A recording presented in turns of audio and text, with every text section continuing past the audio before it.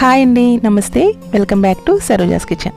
ఈరోజు వీడియోలో new year స్పెషల్గా మీకు 2 రకాల కేక్ రెసిపీస్ని చూపించబోతున్నాను. ఓవెన్ లేకపోయినా కూడా ఇంట్లోనే చాలా ఈజీ ప్రాసెస్లో ఈ కేక్స్ని మనం తయారు చేసుకోవచ్చండి. చాలా బాగుంటాయి, చాలా స్పాంజీగా వస్తాయి. మరి ఇప్పుడు ప్రాసెస్ ఏంటో చూద్దాం. ముందుగా చాక్లెట్ కేక్ ఎలా తయారు చేయాలో చూసేయండి. దీనికోసం ముందుగా స్టవ్ ఆన్ చేసి మందంగా ఉన్న ఒక ప్యాన్ని కానీ కుక్కర్ని కానీ పెట్టండి. తర్వాత కొద్దిగా హైట్గా ఉన్న చిన్న స్టాండ్ని ఏదైనా ఉంటే చూసి పెట్టండి. మీ దగ్గర ఇలాంటి స్టాండ్ లేకపోతే ఇలా ఒక ప్లేట్నైనా పెట్టుకోవచ్చు. ఇప్పుడు దీనిపైన మూత పెట్టేసి ఒక 5 నిమిషాల పాటు ప్రీహీట్ చేసుకోవాలి. ఇలా కేక్ చేయడానికి 5 నిమిషాల ముందే మనం ప్రీహీట్ చేసుకోవాలి. తర్వాత ఒక మిక్సింగ్ బౌల్ తీసుకోండి. తర్వాత దీనిలోకి అరకప్పు పెరుగుని వేయండి. నేను ఇక్కడ అరకప్పు పెరుగుని బాగా చిలికి వేస్తున్నాను. ఇలా చేయడం వల్ల తొందరగా మిక్స్ అవుతుంది. తర్వాత దీనిలోకి 1/2 కప్పు ఆయిల్ వేయాలి. మనం ఏ ఆయిల్ యూస్ చేసినా కూడా అది వాసన లేకుండా ఉండాలి. తర్వాత దీనిలోకి 3/4 కప్పు వరకు పౌడర్ షుగర్ వేయాలి. అంటే అరకప్పు పంచదారని మిక్సీ జార్లో వేసి గ్రైండ్ చేస్తే ఇలా పౌడర్ లాగా రెడీ అవుతుంది. తర్వాత దీనిలోని 1/4 కప్పు పాలు వేయండి. తర్వాత వీటన్నింటినీ బాగా కలిసేటట్లుగా ఇలా విస్కర్ తోటి బాగా మిక్స్ చేయాలి. కేక్ చేయడానికి ముఖ్యంగా కొలతలు అన్నవి సరిగ్గా చూసుకోవాలండి. అన్నింటినీ ఒకటే కప్పు తోటి కొలుచుకుని వేసుకోవాలి. ఒక్కొక్క దానికి ఒక్కొక్క రకమైన కప్పు వాడామనుకోండి కేక్ అనేది మనకి సరిగ్గా రాదనమాట. అన్నింటినీ ఇలా బాగా మిక్స్ చేసిన తర్వాత ఒక స్ట్రైనర్ని కానీ జల్లెడ్ని కానీ ఉంచి దానిలో 1 కప్పు మైదా వేయండి. తర్వాత 2-3 టేబుల్ స్పూన్ల వరకు కోకో పౌడర్ వేయాలి. తర్వాత 1/2 స్పూన్ వరకు కాఫీ పొడి వేయండి.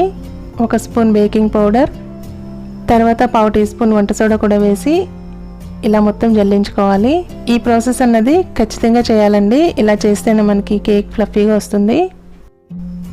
తర్వాత వీటన్నింటినీ బాగా కలిసేటట్టు సింగిల్ డైరెక్షన్లో ఇలా విస్కర్తో బాగా మిక్స్ చేసుకోవాలి. మీరు రివర్స్లో తిప్పకండి, ఒకటే సింగిల్ డైరెక్షన్లో ఇలా బాగా మిక్స్ చేసుకోవాలి. ఇలా కలిపేటప్పుడే కన్సిస్టెన్సీ అన్నది చూసుకోవాలి. ఒకవేళ మీకు బ్యాటర్ గట్టిగా ఉన్నట్లు అనిపిస్తే కొద్దిగా పాలు యాడ్ చేసి మిక్స్ చేసుకోండి. చూసారు కదా, బ్యాటర్ ఈ విధంగా ఉండాలి. తర్వాత ఇలా ఒక కేక్ మౌల్డ్ తీసుకోండి. ఒకవేళ మీ దగ్గర ఇలాంటి కేక్ మౌల్డ్ లేకపోతే నార్మల్గా స్టీల్ గిన్నెలోనైనా చక్కగా చేసేసుకోవచ్చు. కానీ కొంచెం మందంగా ఉన్న గిన్నెని తీసుకోండి. తర్వాత ఇలా మౌల్డ్కి కొద్దిగా నెయ్యిని గ్రీస్ చేసుకోవాలి. తర్వాత దీనిలో ఇలా ఒక బటర్ పేపర్ ఉంచండి. బటర్ పేపర్ లేకపోతే కొద్దిగా మైదాతో డస్టింగ్ చేసుకోండి. తర్వాత దీనిలో కేక్ బ్యాటర్ వేసేయాలి. ఇలా మొత్తం వేసేసిన తర్వాత గిన్నెని 2-3 సార్లు ఈ విధంగా ట్యాప్ చేయండి. ఇలా చేయడం వల్ల ఎయిర్ బబుల్స్ ఏమైనా ఉంటే పోతాయి. తర్వాత వీటిపైన ఇలా కొద్దిగా డ్రై ఫ్రూట్స్ని వేసుకోండి. ఇలా రెడీ చేసుకున్న గిన్నెని ముందు ప్రీహీట్ చేసిన ప్యాన్లో పెట్టేయండి. తర్వాత దీనిపైన మూత పెట్టి మినిమం 40 నిమిషాల పాటు బేక్ చేసుకోవాలి. మధ్య మధ్యలో 10 నిమిషాలకు ఒకసారి మూత తీసి చూస్తూ చెక్ చేసుకుంటూ ఉండాలండి, లేదంటే కింద మాడిపోతుంది. 40 నిమిషాల తర్వాత మూత తీసి ఇలా చాకుతో చెక్ చేసుకోవాలి. ఇలా గుచ్చినప్పుడు పిండి ఏమి అంటుకోలేదంటే మనకి రెడీ అయిపోయినట్లేనండి. కొంచెం పిండి అంటినా కూడా ఇంకొంచెం సేపు బేక్ చేసుకోవాలి. తర్వాత దీన్ని చేయి కాలకుండా జాగ్రత్తగా తీసి బాగా చల్లారనివ్వాలి. కేక్ ఇలా బాగా చల్లారిన తర్వాత ఇలా చాకుతోటి అంచుల్ని ఇలా సపరేట్ చేసుకోవాలండి. ఇలా చేయడం వల్ల మనకు తొందరగా ఊడొచ్చేస్తుంది. తర్వాత కేక్ బౌల్ మీద ఇలా ఒక ప్లేట్ నుంచి రివర్స్లో తిప్పి ట్యాప్ చేసామంటే చాలా ఈజీగా ఊడొచ్చేస్తుంది. తర్వాత ఇలా బటర్ పేపర్ని తీసేయండి. చూడండి, ఇంట్లోనే చాలా ఈజీగా చాక్లెట్ కేక్ రెడీ అయిపోయింది. ఇప్పుడు దీన్ని కట్ చేసి చూద్దాం. చాక్లెట్ కేక్ అనే కాదండి, ఏ కేక్ అయినా చాలా ఈజీగా ఇంట్లోనే మనం తయారు చేసుకోవచ్చు. చాలా స్పాంజీగా, చాలా టేస్టీగా ఉంటుంది. ముఖ్యంగా పిల్లలు అడిగినప్పుడు ఇలా చేసి పెడితే చాలా ఇష్టంగా తింటారు. ఇప్పుడు ఓవెన్ లేకపోయినా కూడా చాలా ఈజీగా స్పాంజ్ కేక్ ఎలా తయారు చేయాలో ఇప్పుడు చూసేయండి. దీనికోసం ముందుగా ఒక మిక్సింగ్ బౌల్ తీసుకోవాలి. ఇప్పుడు ఈ బౌల్లోకి 2 గుడ్లను పగలగొట్టుకుని వేసుకోండి. ఎగ్ ఇష్టం లేని వాళ్ళు 1/2 కప్పు పెరుగుని యాడ్ చేసుకోండి ఎగ్ ప్లేస్లో. ఇలా వేసిన తర్వాత దీనిలో రిఫైన్డ్ ఆయిల్ వేయాలి. ఇక్కడ 1/4 కప్పు వరకు ఆయిల్ వేస్తున్నానండి. మీరు కావాలంటే బటర్ కానీ నెయ్యిని కానీ వాడుకోవచ్చు, కానీ వేరుశనగ నూనె మాత్రం వేయకూడదు. ఎగ్ స్మెల్ రాకుండా మంచి ఫ్లేవర్ కోసం కొద్దిగా వెనిలా ఎసెన్స్ యాడ్ చేస్తున్నానండి. మీ దగ్గర ఈ ఎసెన్స్ లేకపోతే కొద్దిగా ఇలాచీ పొడి వేసుకోండి, సరిపోతుంది. ఇప్పుడు ఎగ్ని బాగా బీట్ చేయాలండి. ఇలా విస్కర్తో కానీ మీ దగ్గర బ్లెండర్ ఉంటే బ్లెండర్తో చేసుకోవచ్చు, లేదంటే మిక్సీ జార్లో వేసి మొత్తం గ్రైండ్ చేసుకోవచ్చు. ఇలా ఎగ్ మొత్తం బాగా మిక్స్ అయిపోయిన తర్వాత దీనిలో షుగర్ పౌడర్ యాడ్ చేయాలండి. 1/2 కప్పు పంచదారని మిక్సీలో గ్రైండ్ చేస్తే ఇలా పంచదార పౌడర్ వస్తుంది. దీన్ని 1/4 కప్పు వేయాలి, అంటే 1 కప్పుకి 1/4 కప్పు తక్కువ అన్నమాట. ఈ పంచదార పొడి కూడా బాగా మిక్స్ అయిపోవాలి. ఇలా కొద్ది కొద్దిగా వేస్తూ కలిపామంటే ఈజీగా ఉంటుంది. ఇలా విస్కర్తో మీకు కష్టంగా అనిపిస్తే మిక్సీ జార్లో వేసి గ్రైండ్ చేసేసుకోండి, చాలా ఈజీగా ఉంటుంది. ఇలా బాగా మిక్స్ అయిపోయిన తర్వాత ఇప్పుడు దీనిలో ఒక స్ట్రైనర్ని కానీ జల్లెడని కానీ పెట్టి 1 కప్పు మైదా వేయండి, 1 స్పూను బేకింగ్ పౌడర్ వేయాలి, 1/2 స్పూను వంట సోడా వేసి వీటన్నింటినీ ఇలా జల్లించుకోవాలి.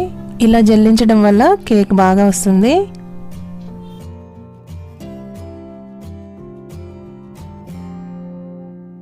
ఈ పిండి బాగా మిక్స్ అయ్యేటట్లుగా ఇలా విస్కర్ తోటి బాగా కలుపుకోవాలండి.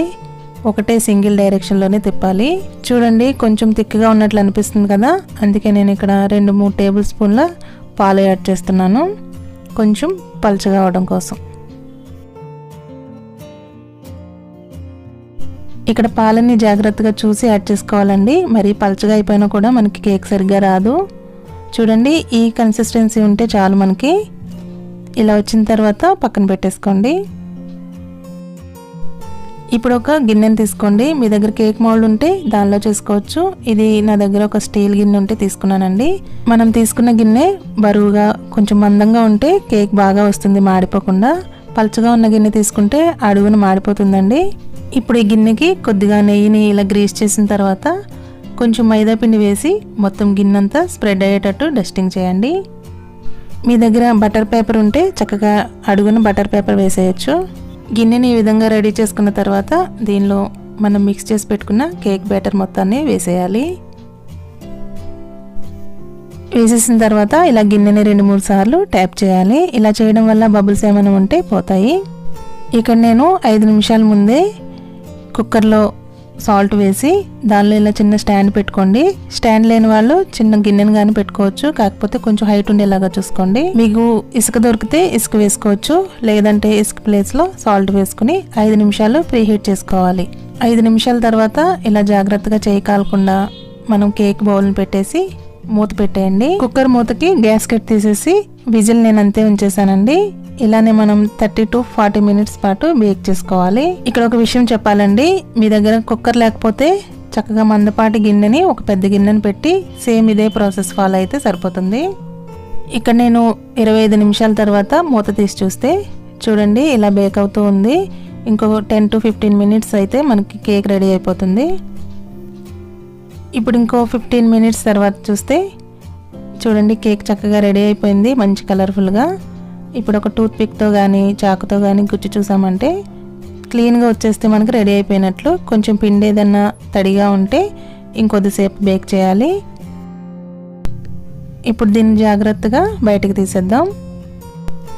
ఇప్పుడు ఈ కేక్ కొద్దిగా చల్లారిన తర్వాత ఒక నైఫ్ తీసుకొని ఇలా అంచుల్ని సపరేట్ చేయాలి. ఇలా చేయడం వల్ల గిన్నె నుంచి కేకు త్వరగా ఊడొచ్చేస్తుంది. ఇప్పుడు కేక్ బౌల్ని ఇలా రివర్స్లో ట్యాప్ చేస్తే చక్కగా ఊడొచ్చేస్తుంది. చూడండి ఎంతో స్పాంజీగా కలర్ఫుల్గా ఉండే కేక్ రెడీ అయిపోయింది. దీన్ని ఇప్పుడు కట్ చేసి చూద్దాం ఎలా వచ్చిందో. ఇలానే మనం ఇంట్లోనే చాలా టేస్టీగా సింపుల్గా కేక్ రెడీ చేసుకోవచ్చండి. చాలా స్పాంజీగా చాలా టేస్టీగా ఉంటుంది, చాలా ఈజీ ప్రాసెస్ కూడా. మీరు కూడా న్యూ ఇయర్ కానీ బర్త్డేస్కి కానీ ఇలా ఈజీ ప్రాసెస్లో కేక్ తయారు చేసుకుని సెలబ్రేట్ చేసుకోవచ్చు. ఇలా కేక్ తయారు చేసుకున్న తర్వాత దీనిపైన క్రీమ్తో కానీ చాక్లెట్ సిరప్తో కానీ చక్కగా డెకరేట్ చేసుకోవచ్చండి. చాలా కలర్ఫుల్గా ఉంటుంది. ఈ వీడియో మీకు నచ్చితే ఒక లైక్ చేసి మీ ఫ్రెండ్స్కి రిలేటివ్స్కి షేర్ చేసి సబ్స్క్రైబ్ చేసుకోండి. అలాగే మీరు ఏదైనా సలహా ఇవ్వాలన్నా డౌట్స్ అడగాలన్నా కింద కామెంట్ సెక్షన్లో కామెంట్ చేయండి. Thank you for watching.